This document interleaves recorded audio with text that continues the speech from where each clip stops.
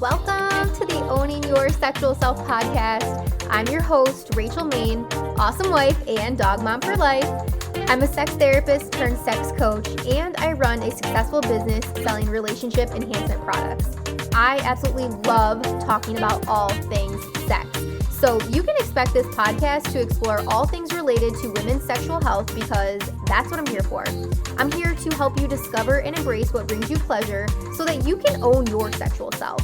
If that sounds good to you, then keep listening and let's fucking do this. What's up, everyone? We are back for another episode here on Owning Your Sexual Self. Of course, y'all, this weather, if you live in Michigan, you know what I'm talking about, but this back and forth weather is really fucking with my sinuses. So I again apologize for the nasally version of Rachel's voice. It is a struggle over here for sure.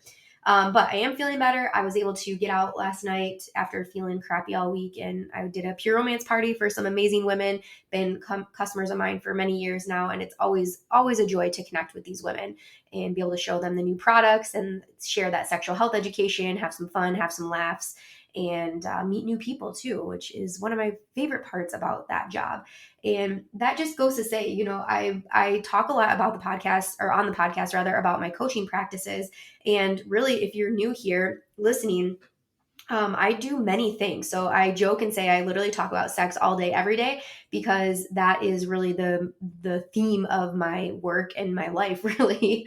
If that is recording a podcast, if it is doing some sex coaching, I have my groups that I offer, my coaching groups that are more self-paced for people to go through. I have my mini courses that people can purchase on my website. I do the one-on-one coaching, which is a more intensive version, more personalized and customized to you. And then I also do pure romance. So with pure romance, I have a whole separate group for female identified people over the age of 18 where I share products and I share health knowledge there. And then I do the in-person parties. So I do the parties like I did last night. I do those parties virtually, although in-person is definitely better because you can then taste and touch and feel all the things. Let's see. I also have my OnlyFans page that a lot of you know about. And yeah, there's definitely more male focused things on there. That's a place that I get to share my own sexual confidence, and it's in a more private, quote unquote VIP type of way. OnlyFans, if you're not sure what that is a paid for platform. So you have to pay to subscribe to my page and then see the content that way. So like I said, it is literally a sex all day, every day in one of those buckets, basically, that I just mentioned. So anyways, I wanted to share that because, you know, I've been doing this work for so long, and that kind of leads me into this topic. We've talked about foreplay before on the podcast, but I really wanted to go in a little bit more detail about breast play specifically. And this really stemmed because as I was revamping my program, Sexual Confidence Academy, which you can go and check that out on my website, rachelmain.com. One of the pieces that I wanted to put in the foreplay module was proper breast play for people. Because listen, we've all probably been there when somebody has been engaging with our breasts, right? And they sort of go and they do this like honking motion, right? And it's like, and I think about this too in past relationships, or even, you know, sometimes when Danny is like playing and stuff, and we're just having fun messing around at home, you know, men, they'll come up behind you, or our partners, I guess it doesn't really even have to be men, but you know what I'm talking about, right? They come up behind you, you're doing something in the kitchen, or you're folding laundry, or whatever it is, getting ready maybe for your day, and they just come up behind you and they grope you and they just do that honking. I wish I was recording a video right now because I'm sitting here like grabbing my boobs and like squeezing and doing this honking motion as if you could actually see what I'm doing. But you know what I'm talking about, right? So it's like this honk, like this squeeze type of thing. And listen, okay, that I want to say that I want to validate that is fun. You know, that is cutesy here and there. But I'll tell you, a lot of the women that I work with, that is like the main theme and common go-to from their partners when they're engaging in breast play. So even when it does come down to that intimate time, and this is one of the parts of my work that I love to do, I get to get a very, very clear picture of what every couple's foreplay and sexual interactions are looking like, from who initiates, what are kind of the steps, what are the positions that you're going into, what happens before, what happens after. Again, painting that really clear picture so I can give the guidance and the coaching around how to make that better and how to make that more intimate and enjoyable for both people. So a lot of these people that I work with, again, their partners, they're going for that, they're going for the foreplay and stuff. But again, it's this honking, maybe like flicking of the nipples I've even heard before. So I wanted to record this episode again. I'm calling it proper breast play because it's something that we need to talk about. Breast play can be such it can be an incredibly engaging and fun tool for foreplay. But there's a very right way and a very wrong, quote unquote, wrong way of doing it. All right, so that's what we're talking about today, proper breast play. And going back to, again, why foreplay in general is so important. You guys, foreplay is the most important step when it comes to your intimate life. It allows your body to warm up. It allows you and your partner to build that connection. And it also builds the anticipation. That is really going to be your code word, your common thing that you want when it comes to your foreplay is the anticipation. So not just going, and I've been talking about this a lot at my recent parties, especially when we're engaging in self-pleasure, right? If you know that clitoral stimulation feels good to you, I am challenging you to not just go straight for the clitoris when you're starting to engage in your self-pleasure. Explore other parts of your body, other parts of your vulva, because I'm telling you, we all sort of get in this autopilot sort of feel and vibe when it comes to our self-pleasure. And there's so much more about your body that deserves to be explored, and you can unlock and find these different types of pleasures for yourself. So building up that anticipation, especially again when it comes to your foreplay. So breast play, a very, very small percentage of people can orgasm from nipple stimulation. So breast play is going to be a really great tool for the majority of people. Again, people that enjoy breast play.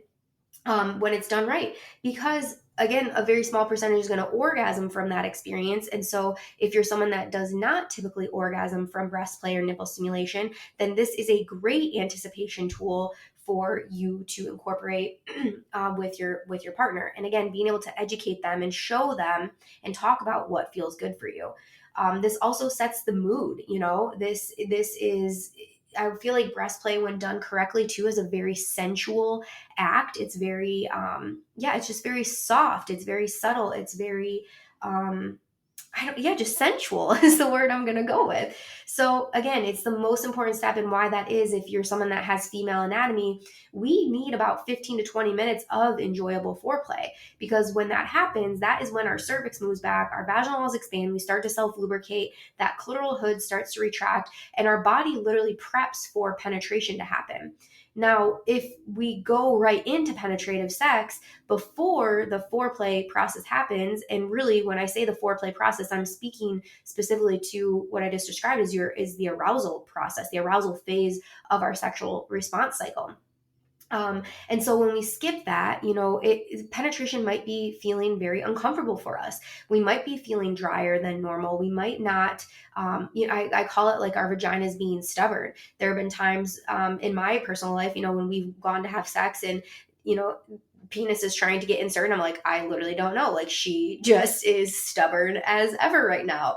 But that has signaled to me that then, there hasn't been enough foreplay. And even if you've gone through that 15 minutes of foreplay, notice I said enjoyable foreplay when I first mentioned this, because again, if you're not into, let's say, breast play, or you're not into receiving oral sex or giving oral sex or kissing or making out or massage or whatever it is that your partner is doing for your foreplay, if it's not enjoyable to you, that 15 to 20 minutes basically might as well not have even happened, because if you're not enjoying it, your body is not responding in the way that you want it to where you're moving from the desire to the arousal phase of the sexual response cycle. So again, it is the most crucial point of your intimacy, because your body is going through that. Your body is getting warmed up. You're building the connection, which is the number one thing that I hear from couples. They're struggling likely with some communication, but really what they're seeking and what they're wanting and longing for is that more deeper connection with each other. And so building up anticipation, which my edging episode has been a huge hit on social media. A lot of people messaging me about edging, and explaining more about edging. And that is one of the highest listened podcast episode of recent. And that goes back to your piece of anticipation, right? That edging is building up that anticipation over and over and over. And foreplay certainly can do the same as well. All right, so let's jump into breast play. Now, here is the thing. So I want you to think of, we all know what breasts look like, right? And we all know what bras look like. So if you can focus and you want to start touching and stroking around the bra line, that is really, really your best place to start.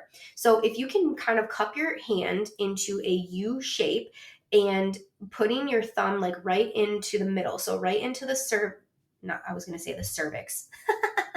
The sternum. If you put your thumb right into the sternum and you're making that U shape and you're pushing up against the breast, you can then sort of squeeze your hands in together, squeezing your index fingers into your thumb, and it's going to make this really nice groping feel. Again, I'm literally groping myself as I record this episode because I'm like, all right, I need to do it to be able to explain it to you like audibly. But this is a great place to start. First of all, if you're a woman listening to this, you know, wearing a bra it fucking sucks, right? It's painful. I also, like, when I was wearing bras previously, I feel like it's like a past life now, but I pretty much just wear bralettes now, so nothing with underwire in them. But I remember those underwire type bra days, and for some women that have larger breasts, I mean, underwire is a necessity for you to have good breast support. But I just remember like taking off my bra and literally just groping right underneath, like just rubbing right underneath myself when taking off that bra after a long day. And it is literally the best fucking feeling ever. So these are tips too that, again, let's say if you're single listening to this, girl, incorporate that breast play for your own damn foreplay, okay? Start giving those girls some love before, again, going straight for the clitoris or going straight to grab that vibrator. Do some body exploration with yourself. All right. So again, starting touching and stroking around the bra line. Most of us know what that bra line area is, but again, that feels so good to us. That feels very, very, again, it's that sensual, it's that soft touch. And what you're not going to do is do that bra line stroking and start honking. Okay. No honking, not too tight, not too firm, not too hard. Again, think soft and sensual. All right, like you're playing, you're doing an egg toss. Okay, you need to be very careful with your touching and in your movements and all that. Okay, and you want to think of like the grabbing. And I use grabbing lightly because, again, you don't want to feel like you're grabbing, but you want it to feel almost like a nice hug. So as you are underneath in that bra line, start to work your way up. Start to maybe massage at the top of her breast. And again, just working your way around the breast and feeling on the sides, feeling above, feeling in the middle. And again, just working around, not giving really any attention yet to the nipple. Okay, this is going to be key. This is the point of and reason behind building up the anticipation. So we're not going directly to the place where we maybe know feels good or we're assuming feels good to them. We're exploring around. Okay, again, avoiding that pulling. No pulling on the nipples, no flicking on the nipples unless your partner is into that. And then no honking. And I feel like honking is just the best word. Whenever I say that, you guys know exactly what I'm talking about. All right. And now another great way to make this a little bit more erotic for you during your foreplay is, most people, when I'm describing this, you're thinking of the woman lying down, right? Maybe you're sitting on top of her, maybe you're laying next to her and you're doing your breast play that way. That's what I think most people probably envisioned as I was explaining this. Now, another very erotic way that you can do this is by both of you kneeling. She would be kneeling in front of you, or the person that's receiving the breast play would be kneeling in front, and the partner that's giving the breast play would be behind her. Now the partner is going to come behind her and do everything I just said. So that bra line stroking, the touching, and the sensual caressing and all of that from behind, because that then allows her to get a nice visual of this. So that can be very, very sensual, seeing what your partner is doing. It's just a different position to be in with this. You're also upright, your vulva and your clitoris is exposed. So perhaps, again, if you want to make this a little bit more erotic, maybe one hand is giving the breast play, maybe the other hand is starting to explore that vulva area. Maybe you move into some clitoral stimulation, some vaginal penetration with fingers, anything like that. Another great thing is that she could be using a toy at this time. So you're giving her the breast play. Maybe she wants to be using a toy for vulva stimulation or clitoral stimulation. Maybe she wants to give a reach around and, do some genital caressing for you as well. So again, this can be such a fun connection tool for couples to be able to, again, do this correctly, do this in a sensual way that feels good. So again, explore that touching from behind so that she can watch if that sounds exciting to you, and ask about the nipple stimulation. I know you're probably like, Rachel, like why would we keep the nipples off the radar? And not everybody likes nipple stimulation, okay? Some women, or some people rather, in general, have very, very, very high sensitivity when it comes to clitoral stimulation, or nipple stimulation rather. So you definitely want to ask your partner during this about having nipple stimulation. So asking, and you can do this in a very sexual way, and saying something like, I would love to explore your nipples. Like, is it okay if I rub around your nipples? Is it okay if I give your nipples some attention? Is it okay if I touch here? And asking for that consent, really, but asking really to make sure that, again, she doesn't have high nipple sensitivity that day, or it is something that she actually is enjoying. So asking about the nipple stimulation before going there. And then, of course, same thing when you do get the okay and you start to engage with the nipple stimulation, not doing the flicking, not doing the pulling or anything like that. It's nice to kind of trap the nipples in between, let's say your index and your middle finger, almost the same feel as, let's say, if she was wearing like nipple clamps. So just doing a little bit of pinching, I guess, is how I would describe it. So a little bit of pinching there, but again, very soft. Start with soft, and just even rubbing over the nipples. And when you're doing that bra line stimulation, now if you got the okay to include the nipple stimulation, you start at that bra line stimulation, you're doing that rubbing, that caressing, and then your hands can slip up over the nipples and start giving the sensation there as well. All right, then you got the full play. All right, so you're engaging all of the breasts, you're doing all of this, all of the sensual touching, all of the rubbing, and all of the caressing now with the entire breast. If you want to focus on one at a time, if you want to focus on both at the same time, really that's going to be a preference. And I guess how much tail it you have. So that is your breast play pretty much in a nutshell. But again, going back to the importance of foreplay, there are so many things that we can incorporate in our foreplay. And remember, having conversations with your partners about what feels good to them. I will go back to reference my 3-minute game. If you have not listened to that podcast yet, the 3-minute game is a great tool, especially if you are wanting to engage in breast play with your partner and you're not really sure how to ask or bring that up. Playing the 3-minute game with each other is a great way for you to bring up with your partners the things that you do want to try and explore in the bedroom. Same thing with my relationship regroup resource. If you follow me on social media, it's right in the link in my bio on my link tree, but you can also get it. It's a free download at rachelmaine.com under the resources tab.